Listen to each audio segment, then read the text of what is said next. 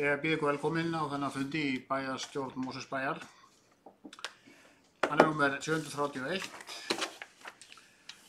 og haldinn 16. janúar 2019 og ég segi fund settan. Ég óska öllum bæjarfundurum og öðrum sem mál mitt heyra gleðilegs árs. Þetta fyrsti fundur á nýju ári og sérstaklega býð ég hér velkominn Örlyg Þór Helgason, fulltrúa Miðflokksins sem situr hér sinn fyrsta bæjarráðsfund. Velkominn Örlygur. Nú það eru mörg mál, kemur nú ekki óvart. Samtals eru þau nú 23 á þessu sinni. Það eru 3 mál frá 3 fundargerðir frá bæjarráði Mosfellsbæjar. Það er frá desember og janúar. Svo 7 frá ýmsum nefndum og svo óvenjumargar fundir til kynningar 13. En við bara hefjum leikinn og að venju hefjum við fundin á að ræða fundargerðir bæjarráðs. Fyrst ræðum við fund í bæjarráði númer 1379. Hann var haldinn 13. desember á aðvendunni og ég gef orðið laust. Þarna voru 8 mál á dagskrá.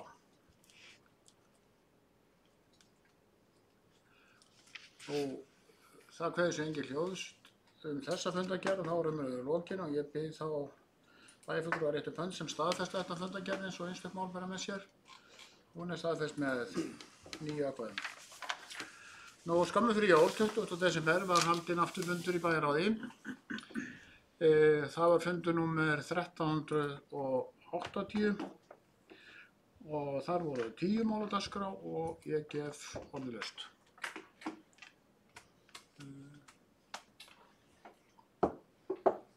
Valdimar Birgisson, gjörðu svo vel. Má ég aðeins hérna? Já.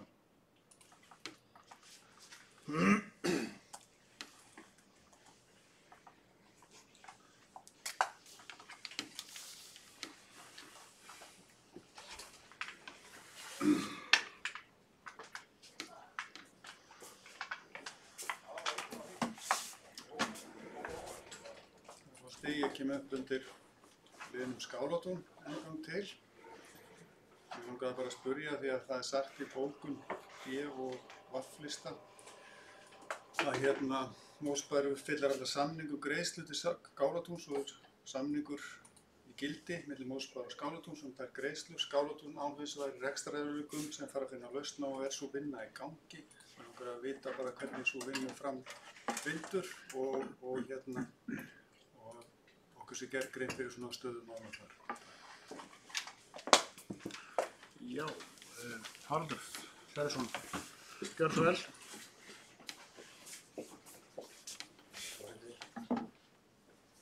Það var hér í síðustu viku kynning á úttekt sem var gerð á rekstri Skálatúns fyrir Jöfnunarsjóð og sveitarfélagi í síðustu viku. Bæjarfulltrúi Valdimar, varst þú ekki á þeirri kynningu? Jú. Þar var farið ágætlega yfir stöðu mála. Á þeim fundi þarf að segja að það liggur fyrir að ráðuneytið hefur fallist á og hefur hafið, það er að segja félagsmálaráðuneytið hefur óskað eftir því við samgöngu- og sveitarstjórnarráðuneytið að gerð verði skoðun á rekstri Skálatúns til samræmis við það sem gert var á Suðurlandi hvað varðar rekstur Sólheima. Það hefur sú athugun eða úttekt eða hvað við vilja kalla það leiddi til ákveðna niðurstöðu þau fjárframlög sem talin voru nauðsynleg til þess að reka það heimili og í framhaldi er verið að undirbúa útboð á rekstri þess. Það er búið að setja þessi mál Skálatúns í samskonar farveg og það er verið það sem Mosfellsbær hefur verið að biðja síðastliðnu 8 mánuði. Skrifaði bréf í maí síðastliðnum til ráðuneytisins þar sem óskaði eftir því að það hefur farið svo leið, það hefur tekið þennan tíma að fá niðurstöðu ráðuneytisins í því. Bæjarstjóri hitti félagsmálaráðherra í lok nóvember þar sem að þessi beiðni var ítrekuð þessa málsmeðferð og kannski hefur það ítt málið enn frekar á stað, en allavega er þetta komið í þennan farveg sem eins og bærinn hefur ítrekað beðið og ég og starfsmenn fjölskyldusviðs bindum vonir við það að við þetta fáist á einhver niðurstaða rekstur þessa heimilis og vonandi þá fáið það sambærilega niðurstöðu og málsmeðferð og fékkst hjá Sólheimum og Grímsnesi. En þetta ætti nú að skýrast bara á næstu vikum eða örfáum mánuðum trúi ég. Já, fleiri sem vilja ræða þetta mál, að 10. málið, sem heitir málefni Skálatúns. Nú, svo virðist ekki vera.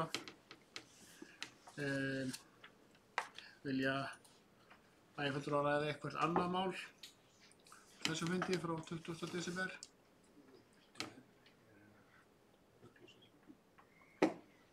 Það er fundur númer 1380.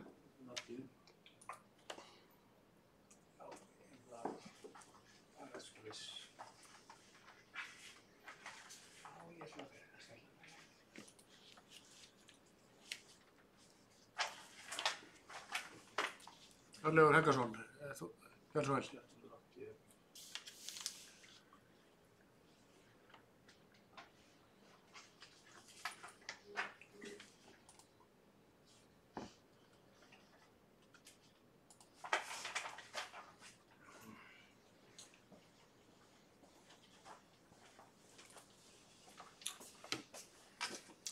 Virðulegi forseti, mig langar að ræða mál 2.3 kolefnisbindingu.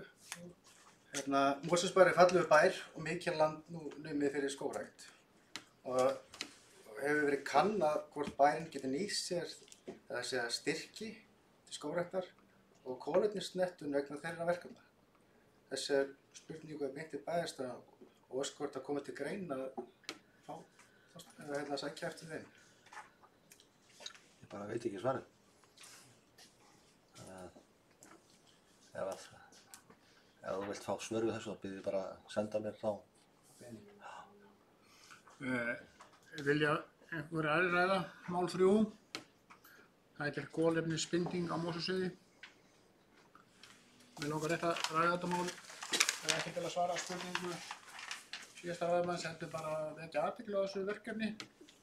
Þetta barst þarna erindi frá 3 aðilum, þar á meðal Skógræktarfélag Mosfellsbæjar. Þetta er mjög stórtækar framkvæmdir eða aðgerðir ef það verður, en þetta kostar mikið töluvert undirbúning og væntanlega þá breytingu á aðalskipulagi. Niðurstaðan á þessu fundi var það að fela bæjarstjóra að ræða við bréfritara og þar er málið statt, síðan heldur það sína leið. En ég bara fagna þessu erindi bara í stuttu máli hérna að það skyldi hafa komið fram, þannig að það sé verið að ræða skógrækt á Mosfellssvæði.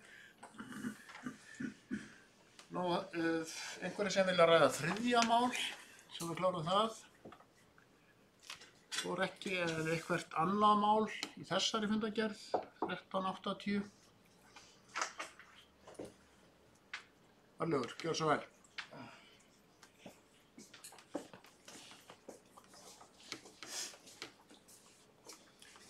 Virðulegi forseti, mig langar að ræða lið 2.8.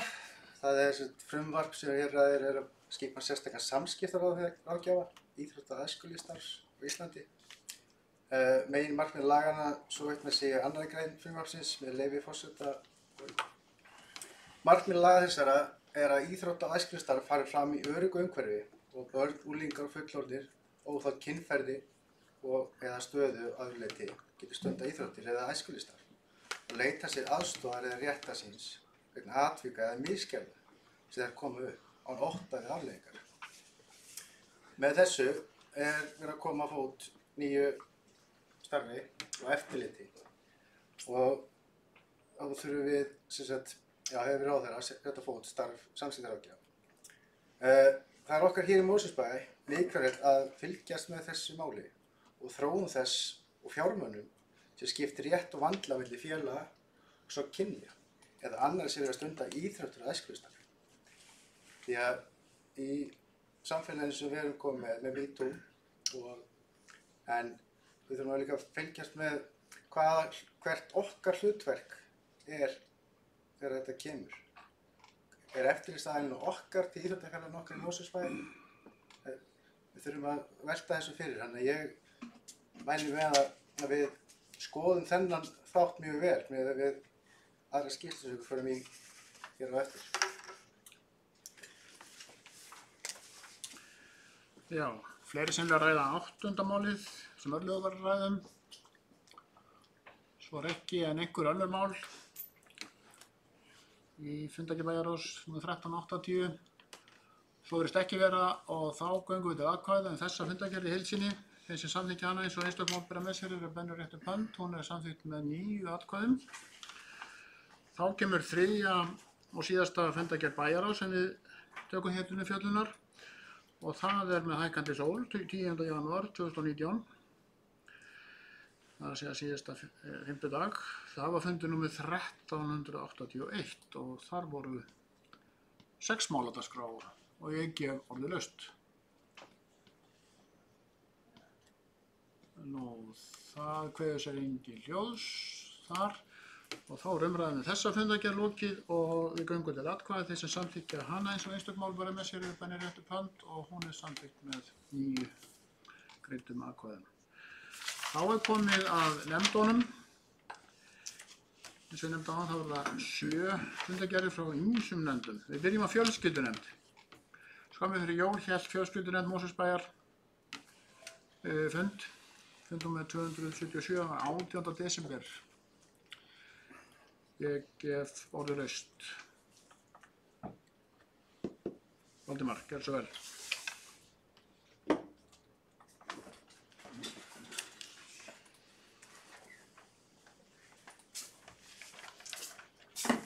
Takk fyrir. Ég kem undir fyrsta liðnum, ungt fólk 2018.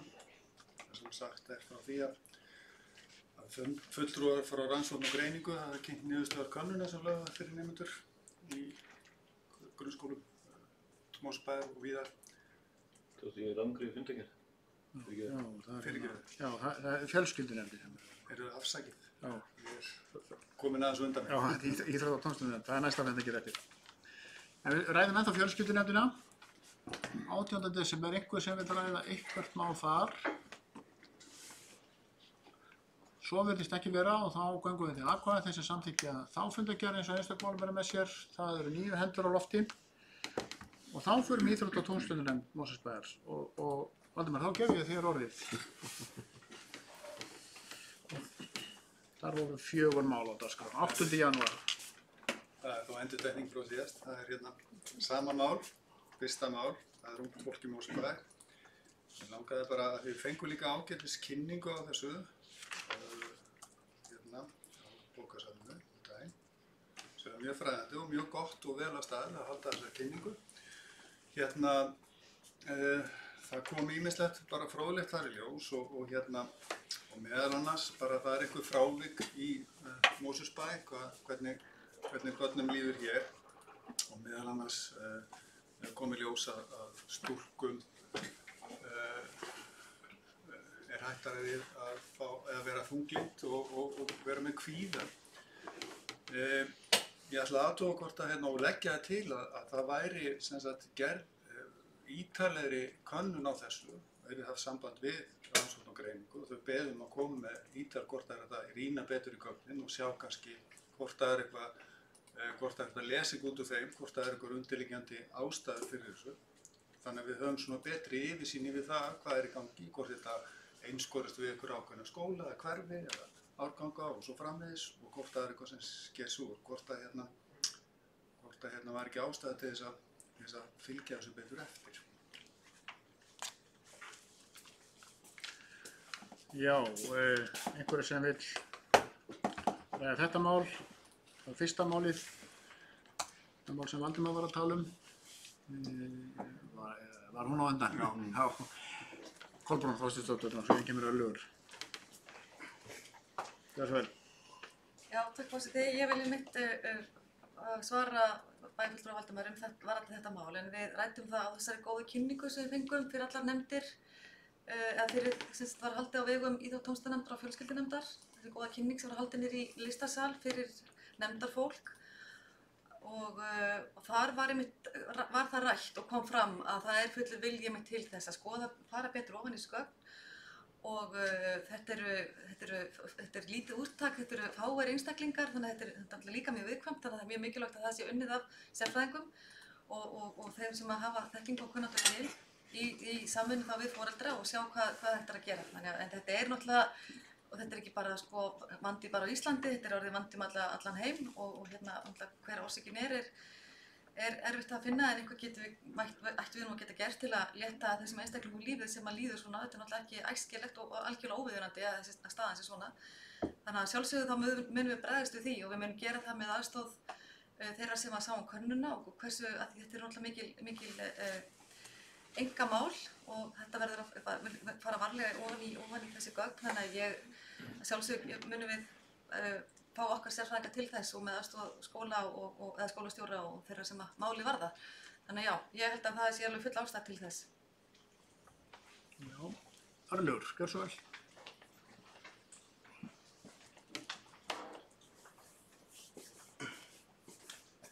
Virðulegi forseti. Já, ég tek undir með Valdimari að þetta skal ég segja, mikið áhyggjumál og á landsvísu líka. Og ég fagna því að við myndum að verði skoða meira, en ég myndi vilja óska þess að við myndum taka og greina, ekki greina, heldur fara strax í framkvæmdir.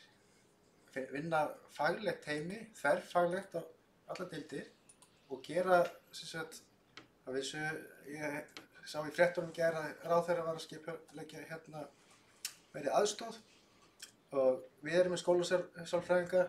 Við erum með fræðslusvið, við þurfum að finna réttu leiðirnar í forvarnaáætlanir, en málið þar hvernig náum við sem einstaklingar að koma til okkar að ræða mál. Þá þurfum við að finna staðina eða auðvelda, hvort sem gerður öðruvísi tengslakannanir, þar sem er sagt frá líðan vina og annað, þannig að við getum gert svona aðgerðaráætlun. Við erum bara að gera eitthvað strax, ekki bara bíða og fá einhverja greiningar, heldur við erum að fá þverfaglegt teymi sem vinnur í þessu og býr til stefnu. Takk fyrir. Já, fleiri sem vilja ræða þetta mál, númer 1. Nú, eða einhver önnur mál, það voru 4 mál á þessari dagskrá, hvað sem við vilja ræða þar. Langar að ræða eitt annað mál hérna. Það er mál númer 2 sem að heitir Kjör íþróttakarls og íþróttakonu Mosfellsbæjar 2018. Ég er bara að minna á stór viðburð sem er hér annað kvöld klukkan 7 í íþróttahúsinu þar sem að þetta verður upplýst og mikill viðburður og hvað til að fjölmenna þangað. Við viljum bara vekja athygli á þessu. Orðið laust. Nú, Rúnar Bragi hefur við orðið, gjörðu svo vel.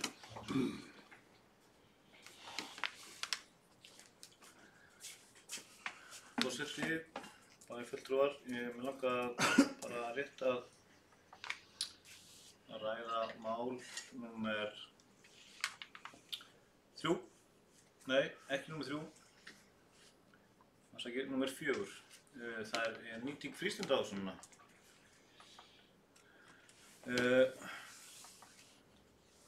Frístundaásunn er kærkomin búbót fyrir fjölskyldur og barnafólk hér í bænum og bara það fylgiskjal sem er hérna inni, mér langar bara upplýsa að þegar á síðasta kjörtímabili var fór íþrótta- og tómstunarnefnd þeir einsettu sig því að reyna að ná 100% nýtingu á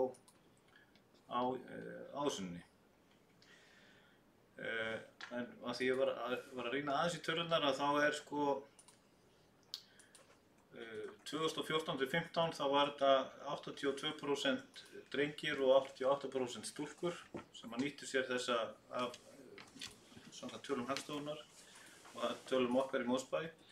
Og í dag er þetta orðið 93% drengir og 96% stúlkur. Þannig að það er örstutt í landa að það er greinilega mjög vel nýtt áherslum og það er frábært að það skuli vera. En það vantar aðeins upp á.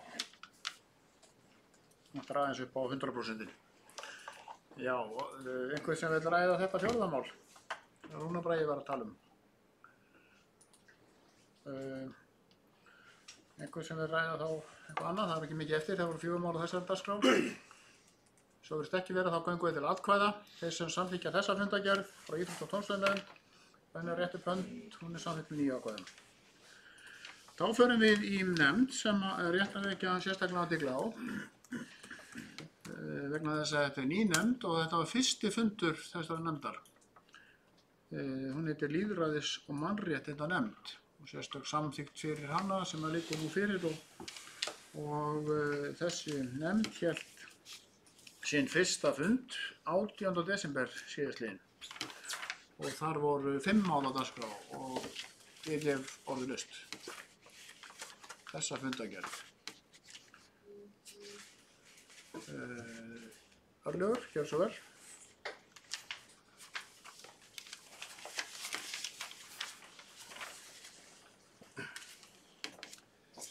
Forseti, já, ég fagna þessari nefnd og bara mjög jákvætt skref fyrir Mosfellsbæ að fara í þessa nefnd og þarna tengi ég kannski líka við nýja stöðu sem að íþrótta og æskulýðsmál þar sem getur farið og tengt við jafnræðisregluna og þessi eftirfylgni til íþróttafélaga.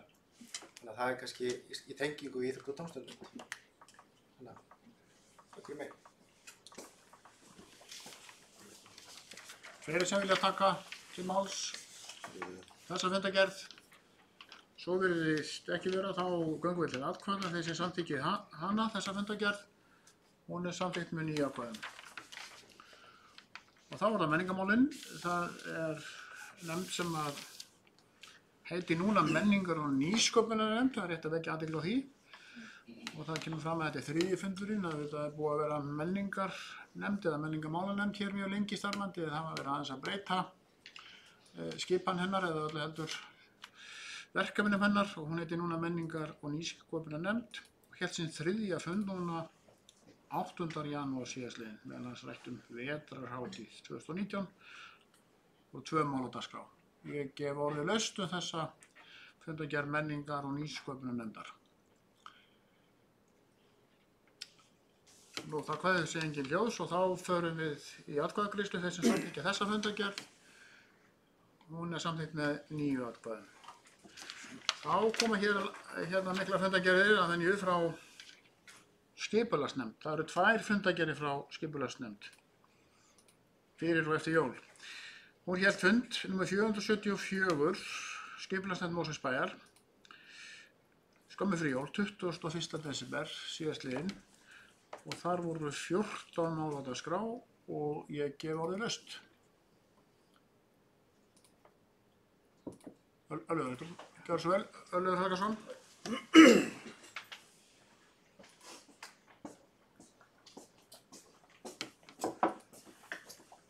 Virðulegi forseti, ég óska að við tökum til atkvæðagreiðslu sér liðið 9.1 varðandi bókun Hemlistans. Lið hérna. Er þetta ekki 9? Nei, það er 8. Já, það er 8. Fyrir ég haf vitleysu. Já, það er eftir. Já, við ræðum sem sagt fundargerð frá fundarliður nr. 8, fundargerð frá 21. desember. Það er hérna, ég gef orðið laust þá fundargerð. Númer 474 var sú fundargerð. Nú það kveður sig engin ljós þá fundargerð og þá erum við að lokið, við göngum til atkvæða og þeir sem samþykkja þá fundargerð eins og einstaklega mál er með sér, hún er samþykkt með 9 atkvæðum. Og þá er komið að fundargerðinni síðari frá skipulagsnefnd Mosfellsbæjar, nr. 475, það er á nýbyrjuðu ári, 11. janúar og Örlygur, þá er rétt að þú komið þér í pontu.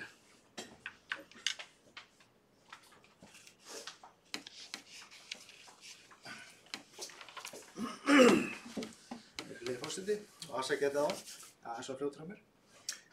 Ég legg til að lið 9.1 að við kjósum sérstaklega þann lið að við bókun að greiða gegn erindinu. Að deiliskipulag var samþykkt 2016, lóðahafar ljóst að hvaða skilmálum hann gekk þegar hann kaupir lóðina. Það er fjölga íbúum á lóð, gefur öllu líkindi fordæmi að öllu líkindum gera það vandamann með bílastæði. Þannig að ég óska þess að við kjósum sér þennan lið. Ásgeir, þetta sama mál. Já. Gjörðu svo vel, Ásgeir Sveinsson.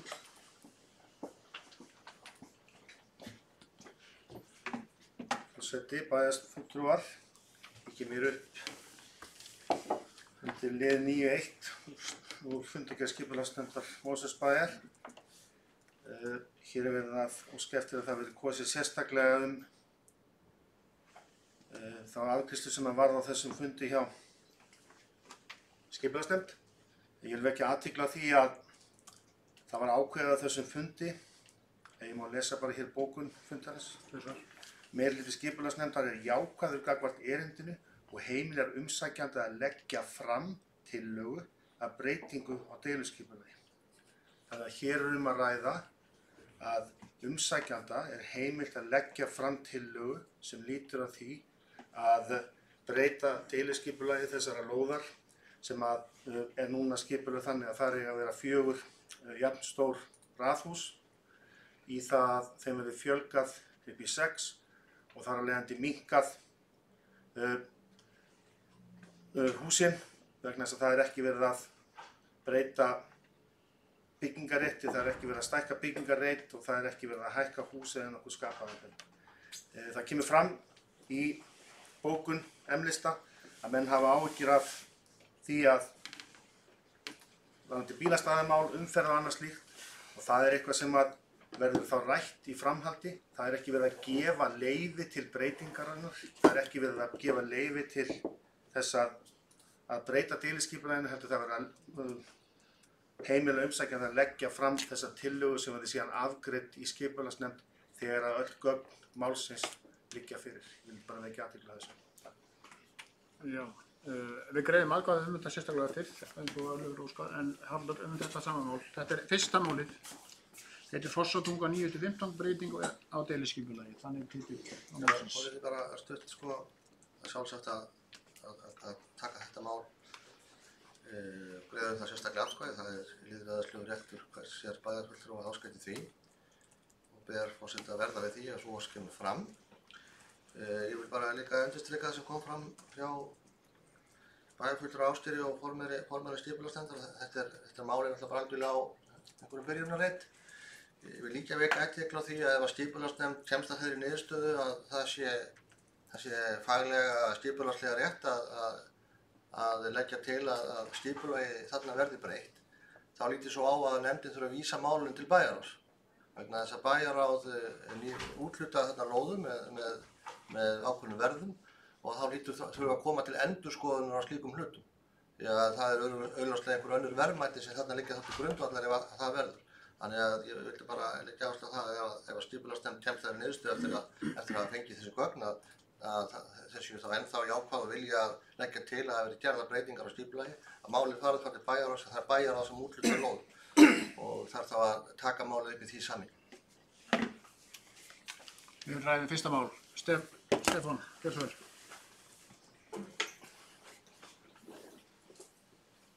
Forseti, ágætu bæjarfulltrúar. Eins og kemur fram í þessari fundargerð þá greiddi ég atkvæði gegn því að þessi vegferð yrði hafin og í mínum huga, og það er tvennt sem liggur þar að baki, er í fyrsta lagi að ég hef ákveðnar áhyggjur af því ef við förum að hreyfa í deiliskipulaginu þessu og bara yfirleitt í deiliskipulagum og sérstaklega í þessu tilfelli að þá gæti það haft fordæmis áhrif. Þannig að það komi aðrir á eftir að því að það er svo mikið, svo stór hluti af götunni sem er ennþá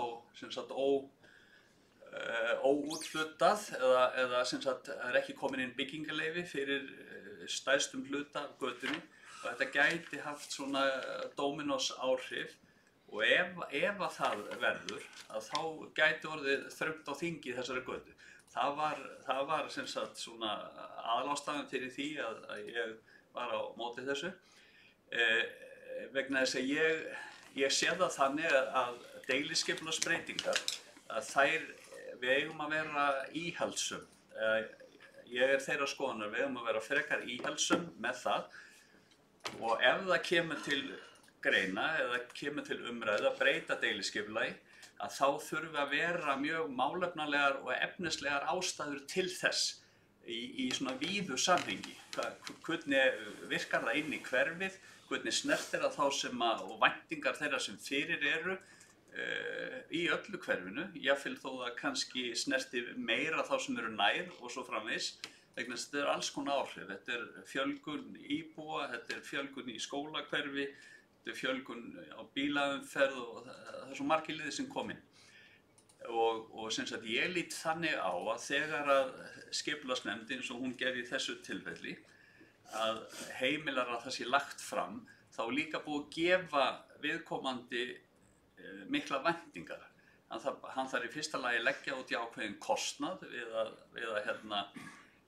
þetta kostar sem sagt viðkomandi og það er búið að gefa, finnst mér, ákveðna væntingar. Þannig að ég þeirra skoðunar að þegar þetta til umræðu, að þá þurfum við að fara mjög langt í umræðinu og rökræðunum áður við heimilum þetta, vegna þess að leiðir þetta komið sem sagt á stað og búið að kynna þetta fyrir nágrönnum eða fyrir sem sagt almenningi eins og lög gera ráð fyrir, að auðvitað geta komið inn athugasemdir, og það alveg hárrétt að við getum sem sagt stoppað og við þurfum ekki að veita þessu brautargengi. En þá erum við aftur komin í það, þá þarf það að vera mjög málefnilegt. Af hverju hleyptum við mönnum af stað og af hverju ætlum við að stoppa á það núna og einhverjum athugasemdirinn koma fram.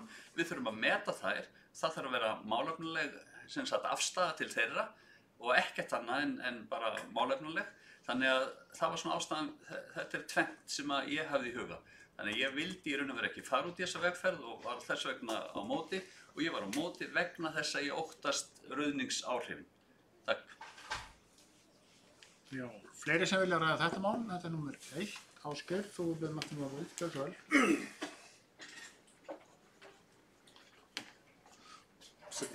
Það er fyrir að kemur upp undir sama máli. Ég er sammála Stefáni Ómari hvað þetta varðandi hans rök að hluta til, en það sem við þurfum að átta okkur á er það að ég er sammála því að við þurfum að vera íhaldssöm þegar kemur að deiliskipulagi, en deiliskipulagi er ekki meitlað í stein.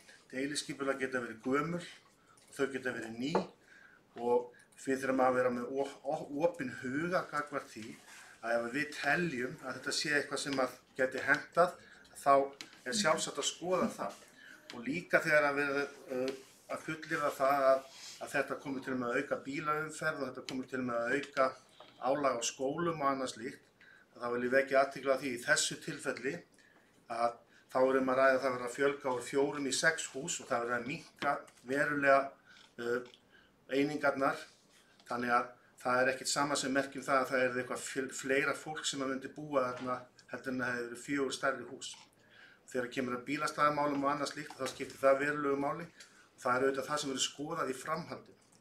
Það var hægt að hafna þessari óskum að leggja fram þessa beiðni, eða þá að hleypa mönnum áfram í að fá til skoðun.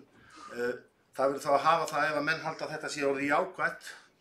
Það er ekki þannig, vegna þess að menn hljóta að skilja það að þá ættir að fjalla þetta efnislega, og þegar kemur líka því að þegar við erum að tala fordæmi, þá er það skiptir það verulegu máli að við gætum okkar á öllu jafnræði í því sambandi, en það var skoðun meirihluta nefndarinnar á þessum fundi að aðstæður í götunni sem er að mestu leyti óbyggð, sem er hárrétt, og það skipulag sem þar er, að það myndi kannski ekki kalla á mikið fordæmi hvað þetta varðar, vegna þess að skipulagið í götunni var þannig að það er ekki kannski jafn miklu möguleikar á óskum fjölgun eins og þarna var. En ég vil bara ítreka það að þetta mál er bara rétt að hefja sem feril, og það er hárrétt sem kom fram hér hjá Stefáni Ómari að við þurfum að gæta að þessum hlutum. En við megum heldur ekki vera algjörlega lokuð inn í kassanum þegar það kemur að þessum málum. Takk. Já, orðið er enn laust fyrsta mál. Stefán Ómar, gjörðu svo vel.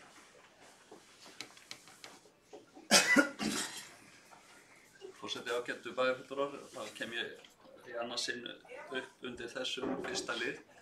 Þetta er allt saman rétt og gott sem hefur komið hérna fram. Við svona vorum að fílasófera það á fundinum daginn og ég svona barða aðeins undir álit embættismanna fundarins að þá gæti orðið fjölgun 10-12 íbúðir í götunni. En auðvitað þetta er allt afstætt og ég nefndi nú bara bílaumferð og fjölgun í skólahverfi. Auðvitað er þetta ekkert í hendi, þetta fer allt eftir í hverju flytja svo inn í þessi hús og allt þetta. En mér finnst bara heiðarlegt að ég var með þessa afstöðu.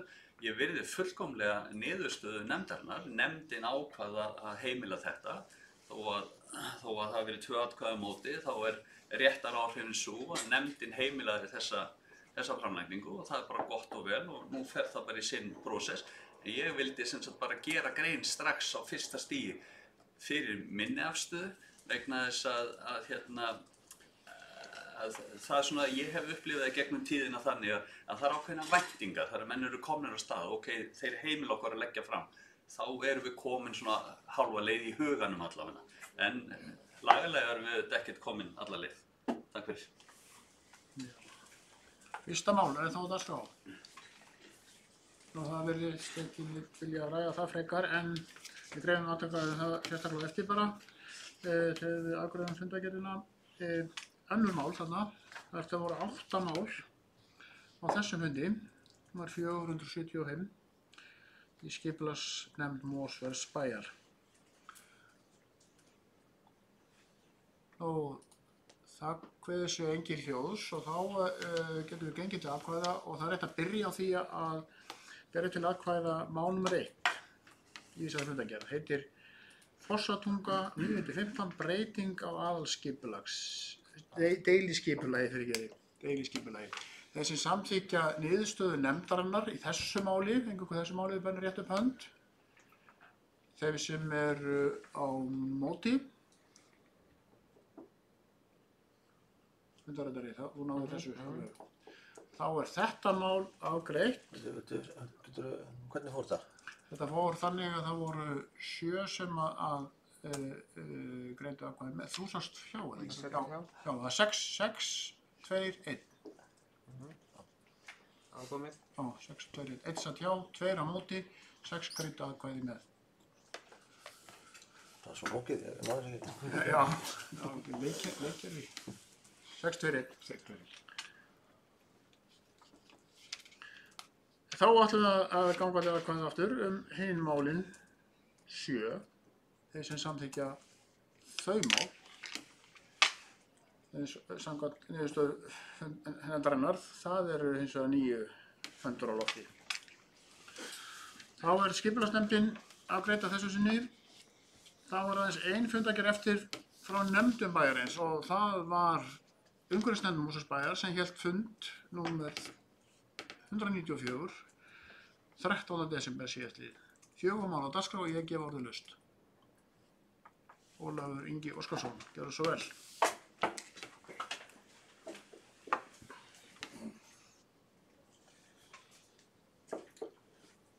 Forseti, örstutt, það var þetta 4. mál á dagskrá umhverfisnefndar Mosfellsbæjar.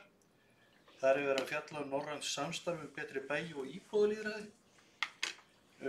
Ég sá ekkert í því að þetta væri eitthvað samstarfsverkefni milli nefnda, en er þetta ekki alveg gráupplagt að þetta sé samstarf milli lýðræðis og mannréttindanefndar og umhverfisnefndar miðað við innihald þessa verkefnis?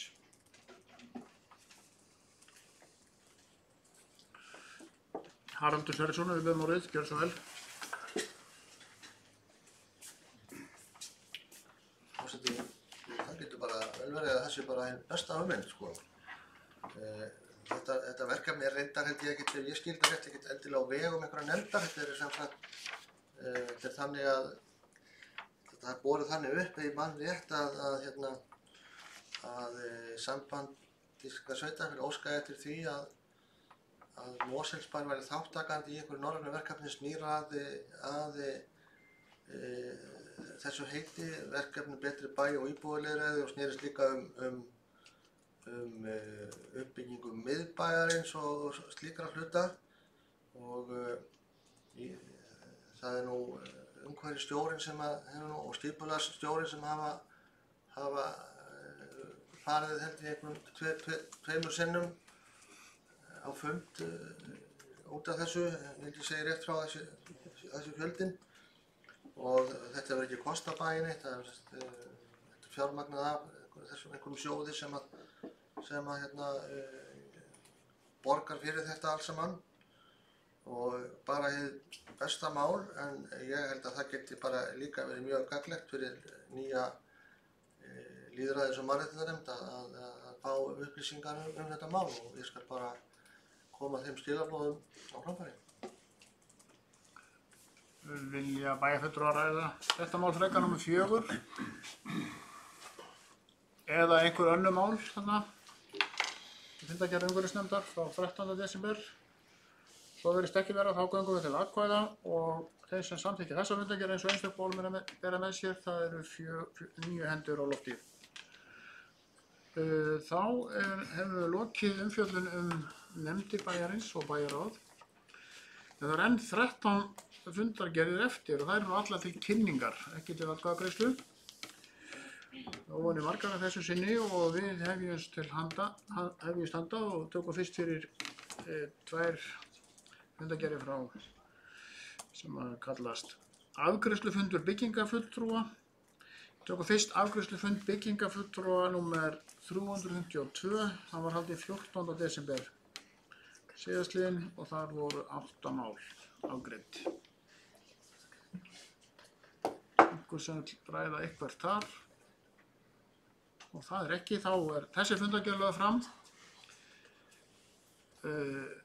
Viku síðar var haldinn aftur fundur hjá byggingafulltrúa, afgreiðslufundur byggingafulltrúa númer 353. Þar voru 5 mál á dagskrá. Ég orðið laust. Að kveðis engin hljóðs, þá var þessi fundargerð lögð fram. Þá eru 2 fundargerðir frá Sambandi íslenskra sveitarfélaga, miklar langar fundargerðir. Fyrri fundurinn var haldinn 13. nóvember í Borgartúni, fundarsal sem heitir Allsherjarbúð, og ég gef orðið laust þá fundargerð. Númer 865 hjá Sambandi íslenskra sveitarfélaga. Kveðis engin hljóðs, þá er hún lögð fram. Nú síðan kemur 14. desember, þá er haldinn afturfundur.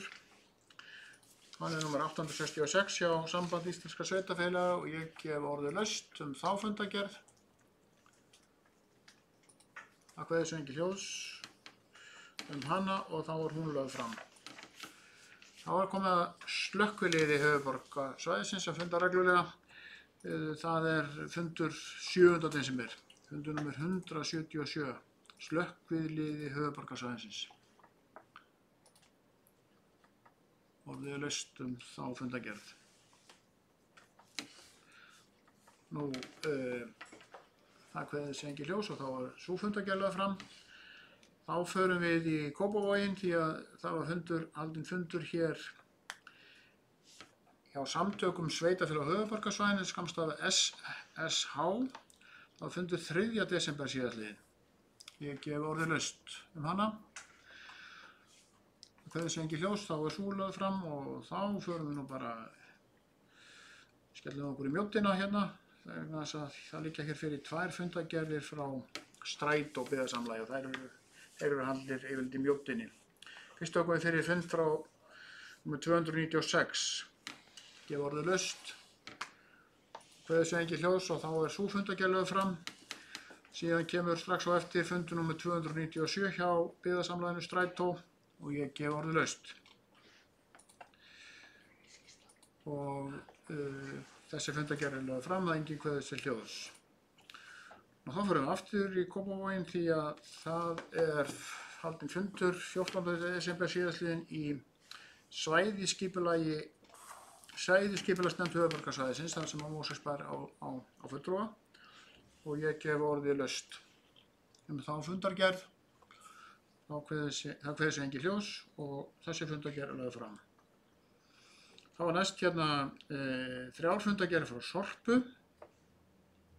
Fyrst númer 400, það var fundur haldinn í nóvember og númer 400 og ég gef orðið laust. Engin kveður sig ljós og þá var sú fundargerð lögð fram. 14. nóvember er haldinn fundur númer 401 og ég gef orðið laust þá fundargerð, kveður sig engin ljós og þá, það er 14. nóvember, Kolbrún Þorsteinsdóttir, það er fundur númer 401 hjá Sorpu. Ég langar bara að nefna, forseti, að ég held ég fyndi það inn á heimasíðu sorp.is en varðandi framvindu byggingar á gas- og jarðgerðarstöð eins og kemur þarna fram, mér langar bara að tala undir þessari fundargerð, en ég sé það ekki undir á heimasíðu Sorpu, það eru myndavélar á staðnum og það er hægt að fylgjast með byggingu gas- og jarðgerðarstöðar. Ég veit ekki hvort að bæjarfulltrúar vita af þessu, en það eru stundum drónar á lofti og það eru myndavélar sem eru þarna á staðnum. Þannig að ef fólk vil fara inn, ég skal bara finna þessa slóð, en ég held að hún eitthvað staðar, ég hélt í ferinn á sorpa.is, en það eru myndavélar við bygginguna, þannig að það er svolítið gaman að horfa á þetta er allt sem gangi á gengur mjög vel, gengur hratt. Þegar ég hef kíkt inn á þetta, þá eru ótrúlega mikið sem gerist, þetta er svo sem ekki flókin skrokkur að byggja, en tækni útvarslan kannski öðru sig þegar komið inn í húsið.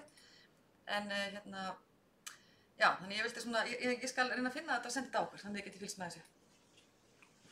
Það er bara eins og að horfa á Vestmannaeyjar eitthvað. Já, mjög áhugavert. Mér finnst þetta spennandi. 14. nóvember, fundur hjá Sorpu, stjórn Sorpu. Já, kannski akkur þessa dagana var já, en...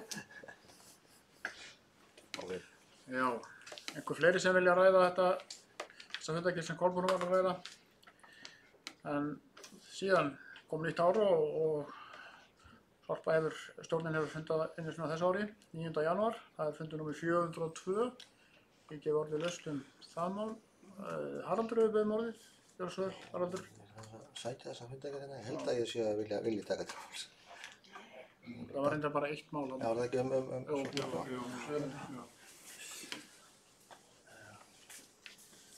Ég langaði að taka til máls undir þessari fundargerð, en er reyndar eitt mál bara á dagskrá, samstarfi Sorpsamlag Suðurlands. Ég ætlaði kannski ekki að ræða þessum framfór á þessum fundi því ég var ekki á honum, en ég ætlaði kannski að fá að taka til máls svona í tengslu við það því það var haldinn eigendafundur Sorpu á mánudaginn var, mánudaginn var. Í framhaldi þessum stjórnarfundi Sorpu þar sem við verðum að ræða þessi mál vegna þess að eins og bæjarfulltrúar þekkja þá hefur verið í gangi viðræður við Sorpsamlag Suðurlands og reyndar önnur sorpsamlög samstarf og í grunn og búinn hefur þetta samstarf verið lagt upp þannig og það á sér til að mynda stoð í eigendasamkomulagi Sorpu frá því 2013 þegar ákveðið var að reisa gas- og jarðgerðarstöð.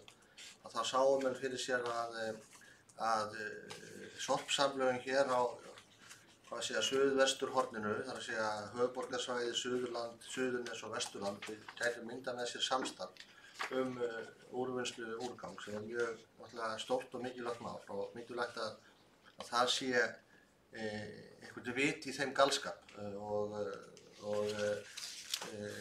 það er augljóslega hægt að gera þetta bæði ódýrar og betra og umhverfisvænna ef menn sameinast rísorsa í því og þá var hugmyndafræðin þannig að framlag höfuðborgarsvæðisins eða Sorpu væri það að reisa þessa stóru og miklu gas- og jarðgerðarstöð í Álfsnesi sem er náttúrulega með dýr framkvæmd, 4 milljarðar cirka bát sem það kostar. Hún tekur á móti lífrænum úrgangi, öllum lífrænum úrgangi og gerir úr honum gas og jarðvegsbæti eða mold og uppfyllir þar með skilyrði það að urðun og lífrænum úrgangi verði hætt sem að Ísland hefur undirgengist að gera. Hins vegar þarf tvennt í viðbót, það þarf brennslu. Sumt getur ekki farið í gas- og jarðgerastöð og sumt ekki heldur hægt að urða og brennsla getur leyst þau mál og það er brennsla á Suðurnesjum hjá Kölku og þar eru langt komnir samningar samstarf, jafnvel sameiningu Kölku og Sorpu og það verður þá einn búturinn eða resourcinn í þessari keðju og svo í þriðja lagi þá urðunarstaður fyrir óvirkan úrgang, þar að segja að það sem ekki fer í gas- og jarðgerðarvinnsluna er ekki lífrænt og hefur þar af leiðandi ekki þessu lífrænu áhrif sem þarf til þess að búa til gas og jarðvegsbæti og er hægt að koma í lóg með öðrum hætti en að brenna. Og hugmyndafræðin og sýnin sem var sett til að mynda fram í þessu eigendasamkomulagi, eins og ég sagði að höfuðborgarsvæðið þá sæju meðhöndlun og lífræns úrgangs, ekki bara fyrir höfuðborgarsvæðið, heldur hinar landshlutana líka. Það væri sem sagt brennsla á Suðurnesjunum, þar er brennsla og það er leyfi fyrir að stækka hana, það þarf að gera það, hún er náttúrulega dálítið gömul svo brennsla og það þarf að endurnýja hana og stækka hana þá með ef að fleiri koma inn í það. Og svo væri urðunarstaðir á Suðurlandi og Vesturlandi fyrir óvirkan úrgang. Það er náttúrulega allt öðruvísi urðunarstaðir heldur en fyrir lífrænan úrgang. Það er hvorki lyktarmengun, gasmengun eða mengun er bara með allt öðrum hætti og það er líka miklu minna magn. Og það var horft til þess að á Vesturlandi er opinn urðunarstaður í Fíflholtum sem í dag reyndar urðunarstaður fyrir lífrænan úrgang. Það er augljóslega að hætta að verða það þegar menn uppfylla þau lagaskilyrði og reglugerðar ákvæðum það að lífrænt megi ekki lengur urða. Og svo var lengi vel verið að ræða það að opna líka urðunarstað á Suðurlandi, á Nessandi í Ölfusi fyrir þá óvirkan úrgang.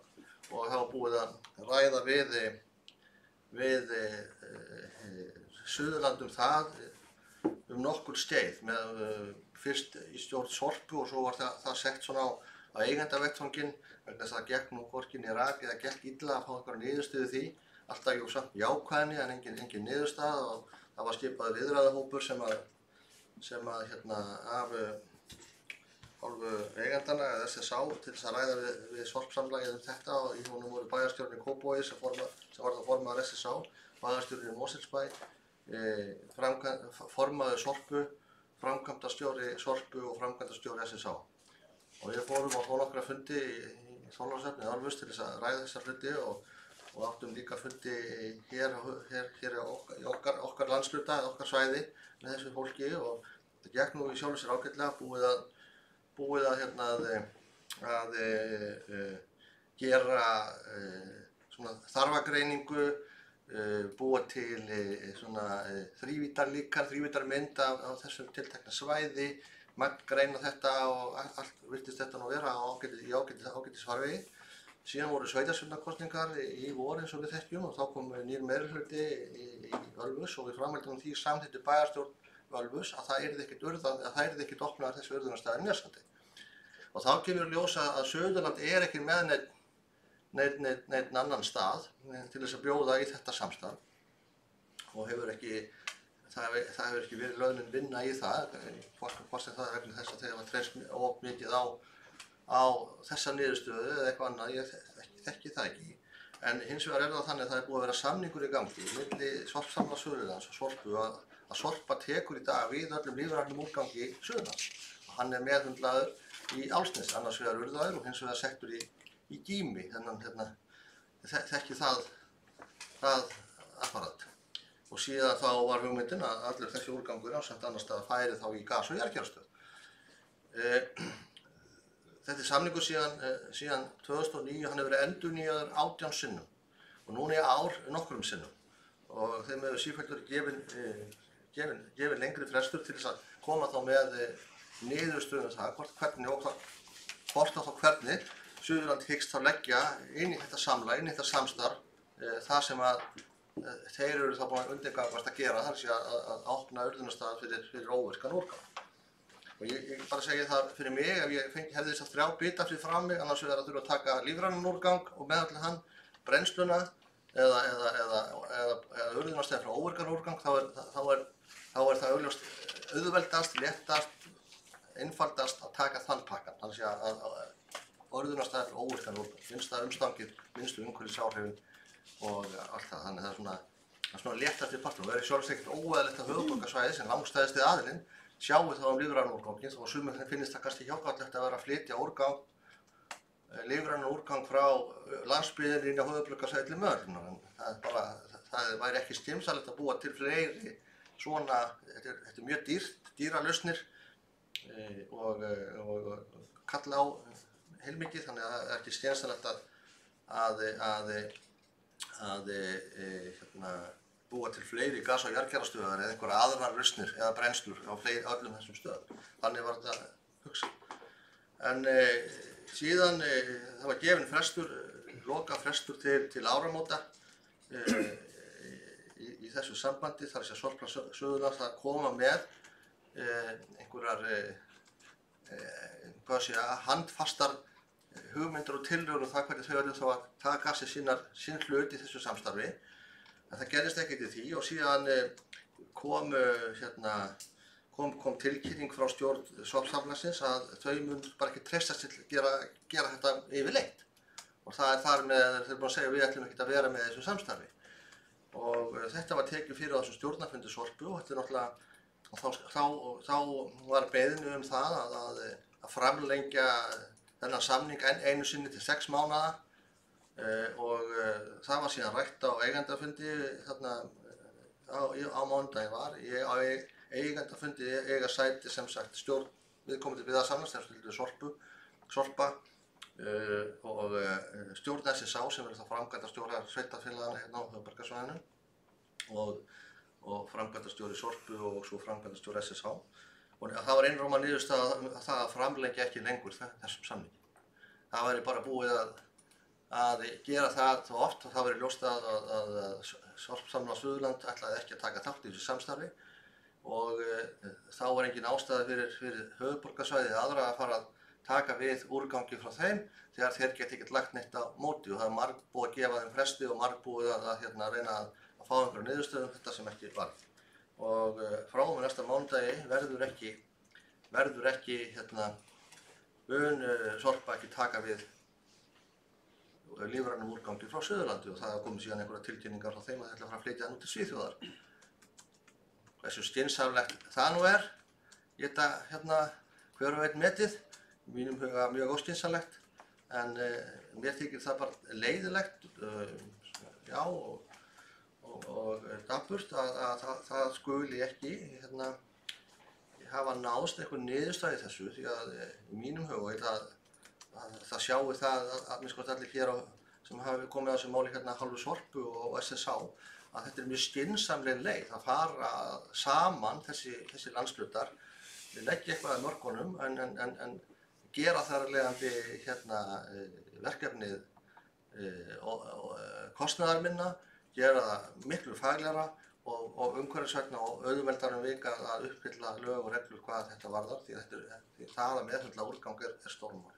Ég vildi bara upplýsa bæjarstjórnum stöðu þessa, þannig að þetta gæti ekki óryggilegt að þetta verði eitthvað fjölmiðlamál, sérstaklega þegar að hugsanlega ef vörubílar eða tæki frá Sorpsamlag Suðurlands munu mæta í Álfsnesi og ætla að halda áfram á mánudaginn. Ég svo trúi ekki því það er búið að tilkynna það verður ekki tekið móti þessu eitt lengur. En þannig að bæjarstjórnarmenn viti hvað svona eitthvað hvað málið snýst og við erum svo sjálfsögður reiðubúin ef að fólk vill hafa samband mig eða einhverja stjórnarmann okkar í Sorpu eða jafnvel Sorpu sjálfa fá fyrir eitthvað upplýsingar þá er það sjálfsögður. Já, einhver annar sem vill ræða þetta mál sem að bæjarstjórinn var að tala um. Þetta er þessar fundargerð hjá byggðasamlagi Sorpu, 702, það var eina mál á dagskrá, móttaka úrgangs á Suðurlandi. Nú, það virðist ekki vera og þá er þessi fundargerð lögð fram. Forseti, má ég aðeins bara varðandi bruna Njálsnesi, má ég aðeins koma upp og upplýsa Undir þessari fundargerð? Þetta er ekki mál, við erum að fara að taka þetta fyrir næst, en bara þannig að þetta er á dagskrá Sorpu næsta fundar. Já. bara að fólk vilji, þetta var svolítið mikið mál, bara sem ég var örstuð frá því. Já, það gerur svo að ég sem Er fólk saman? Já, svo er klúkunum. Já, takk forseti. Mér langar bara að segja frá því að varðandi þennan bruna í Álfsnesi sem var töluvert stór og alvarlegur í okkar huga, þannig að okkar fólk hér á umhverfissviðinu það brást þannig við að þau senda á mig langan spurningalista sem mér varst bara mjög ítarlegur og góður og ég sendi hann áfram til stjórnar Sorpu og hann verður tekinn fyrir á næsta fundi og við fáum bara svör þess að næst á föstudaginn, núna 18. Þannig mér varst það bara mjög gott að það voru sendar á mig þessar spurningar og að þetta náttúrulega fekk töluverð athygli og var mun meira en ég held að þetta hefði orðið og þannig ég vil bara upplýsa það að við fáum svör við þessum spurningum á næsta bæjarstjórnarfundi þá væntanlega.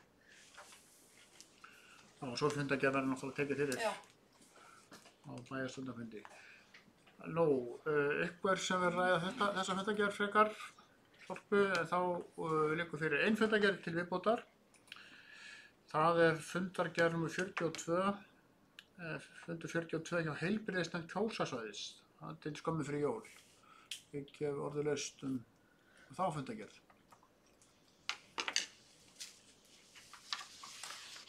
Mörg mál. Þar. Dagskrá en það kveður sér engin hljóðs, þá er þessi fundargerð lögð fram. Nú, þá hefur bara lokið umfjöllun 23 mál og það liggur ekki fleira fyrir þessu fundi og ég segi fundi slítið.